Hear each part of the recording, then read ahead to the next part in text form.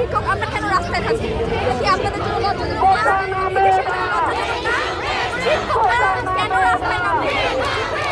তৈরি করে না। শিক্ষক হচ্ছে শিক্ষকরা তৈরি করে। কারা বাংলাদেশে বাইরে দেশে প্রচার করবে? আমরা কেন রাস্তায় থাকছি?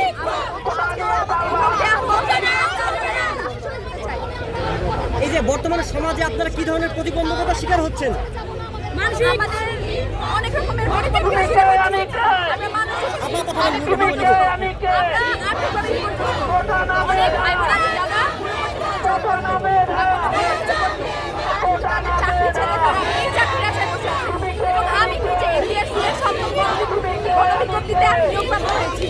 আমি কিন্তু ওইখানে জয়েন দিইনি আমি এই চাকরিটার জন্য, কারণ এটা আমার নিজ উপজেলা। আমি শরীয়তপুর থেকে নিজ উপজেলা সুপারিশপ্রাপ্ত হয়েছি।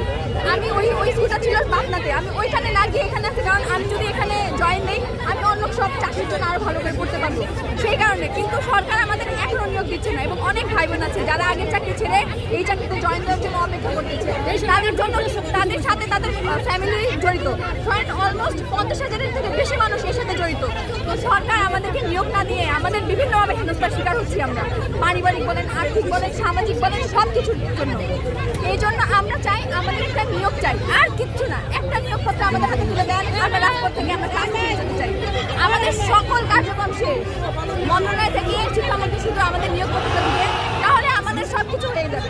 আমরা জাস্ট একটা নিয়োগপত্র চাই, আর কিচ্ছু না। এই পর্যন্ত কি কি ত্যাগের শিকার করেছেন? এই পর্যন্ত অনেক কিছু জায়গা ছিল।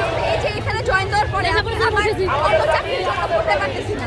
অনেক কাছে সামাজিকভাবে হেয় হচ্ছে, অনেক ভাবছে মিথ্যা কথা বলছে যে চাকরি হয়নি, তাও অনেকের কষ্টের সম্মুখীন হচ্ছে পারিবারিকভাবে, সামাজিকভাবে। তো এই সমস্যা থেকে আমরা মুক্তি চাই, আর কিছু না। আমরা নিয়োগ চাই, কি চাই?